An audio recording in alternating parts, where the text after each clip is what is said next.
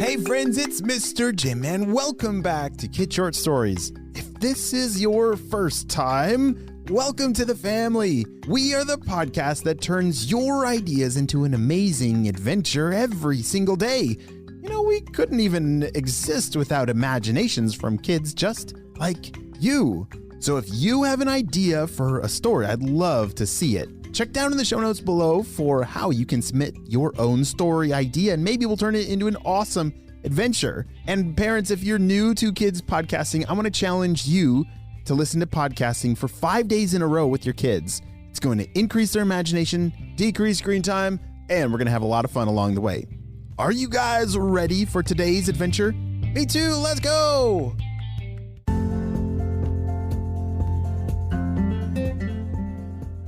The magic flute that had fallen from the sky with the sudden rainstorm was held tightly in Louie's hands. At the end of the last episode, we saw that he was now inside the dark building of the reptile exhibit, the one he was most excited to see, and was now playing that magic flute. When he had played it before, rain had stopped, giraffes had danced, and tigers had talked and been let out of their cage for a snack, so he was curious to see what would happen with the reptiles.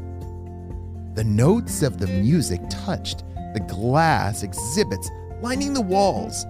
They began to shimmer and move like water. Louie thought they looked like waterfalls, and he wondered if they acted like them too. He got his answer when the first snake poked its head through. The boa constrictor slid out, head first, followed by the rest of his enormous, ginormous, scaly body. It slithered itself to the middle of the floor and stopped, watching Louie play the flute. He was afraid to see what would happen if he stopped playing. As the music flowed out of the instrument, more snakes began to join the boa constrictor. They slithered through their now watery barriers and stopped next to the boa. Louie grew nervous as 10 snakes slithered and hissed in front of him. He stopped playing when the big boa lifted its head and stood up as tall as it could, opening its mouth. Let's go! A 1, 2, a 1, 2, 3. The snake began singing a jazzy a cappella. He was singing. As the boa constrictor sang, the other snakes sang the harmony. What? The snakes didn't need the tune of the flute. They sang their own melody. Louie laughed in delight. This is hilarious! I wonder what the crocodiles will do, he thought, and then played his flute toward their enclosure. The crocodiles heard the tune and grabbed some sticks before, making their way out towards the music. Then they waited for the turtles next door to join them. The crocodiles took their sticks and began using the turtle shells like washboard instruments. Louie began walking and led the way, and the reptiles followed closely behind. They played their music together, marching through the dark building. As they marched through toward the end of the reptile enclosure, the lizards joined them, including the Komodo dragon, who began to play a kazoo. What? Where did it get a kazoo? The snakes continued to sing while the other reptiles played music alongside Louie's magical flute. Louie led them out of the reptile exhibit and into the sunny outdoors. The sun warmed up the cold-blooded creatures, and they played even louder.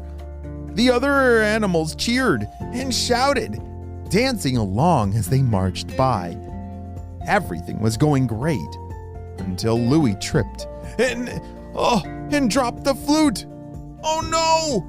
He cried as the flute tumbled out of his hands and flew into the pool of a sea lion exhibit. The snakes stopped singing and began to hiss. The crocodiles put down their sticks and crawled back on all fours as the turtles scampered away to safety. The lizards ran about looking for places to bathe in the warm sun. Oh dear, and the Komodo dragon ate his kazoo and lumbered toward Louie. Nice dragon, he said, backing away. The Komodo dragon's tongue flicked out of his mouth. It was very long, tasting the air for food. He continued moving toward Louie, which made him gulp. Did the giant lizard think he looked like a tasty treat? He feared the worst. Louie bumped into a bench as he backed away. He was done for! The dragon was almost close enough to touch. And then the sound of a flute came from the exhibit next to him. The reptiles all froze and Louie whipped his head around towards the music. A sea lion was perched on the edge of the pool, holding onto the flute with its flippers and playing it. It played a beautiful, sleepy song.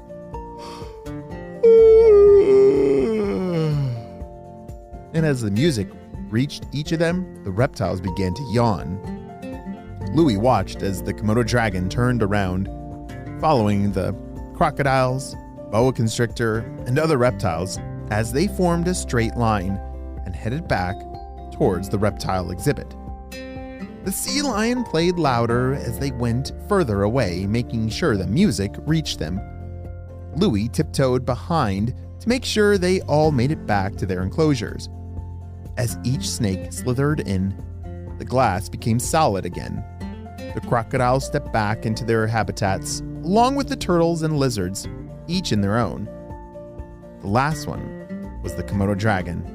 He yawned a ferocious yawn, all of his sharp teeth on display, and curled up in a ball and fell asleep.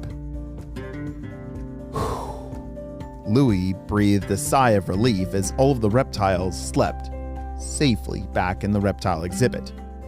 He made his way out and headed towards the sea lion. Thank you! You saved me!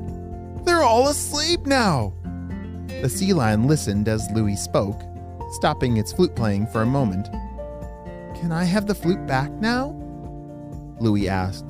The sea lion shook its head, then played a single note. A sudden downpouring of anchovies and clams rained from the sky over the sea lion pool. A crowd of sea lions perched on the surrounding rocks. Arf, arf, arf. They were very excited and dove in after. The sea lion with the flute tossed the flute out of the pool and followed the others. Louie picked the flute back up. He wiped it off. Ugh, sea lion juice. Gross. And then put it in his back pocket. He had seen what it could do at the zoo today and decided he didn't need to let any more predators out. Instead, he walked around enjoying watching the zoo animals he hadn't seen yet. Last area was the monkey exhibit. Louie stood close to the bars as the monkeys swung in the trees and reached out at the people around him.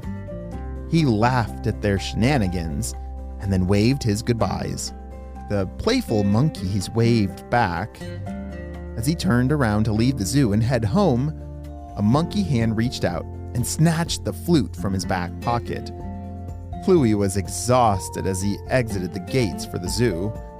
As he headed home, all he could think about was relaxing.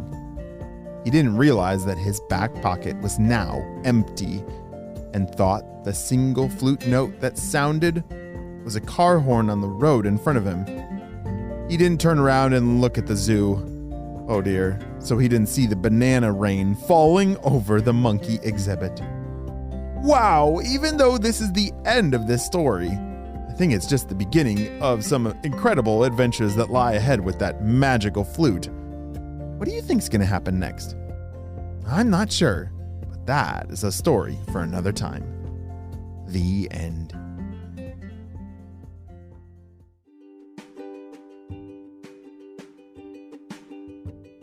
Hey friends, I need your help celebrating a birthday. Drum roll, please. Happy birthday, Wernan, who's turning 9 years old. Wernan has loved dinosaurs since he was 2 years old. Can name all of them. Wow, there's a lot of dinosaurs, and you know all of them? Holy smokes! And loves playing video games. Oh, and also loves Mr. Jim's podcast. Wow, Wernan, I'm so glad we got to celebrate you and your big day on the show. Happy 9th birthday! Well, friends, I hope you all have a super duper day, and I'll see you on our next adventure. Bye!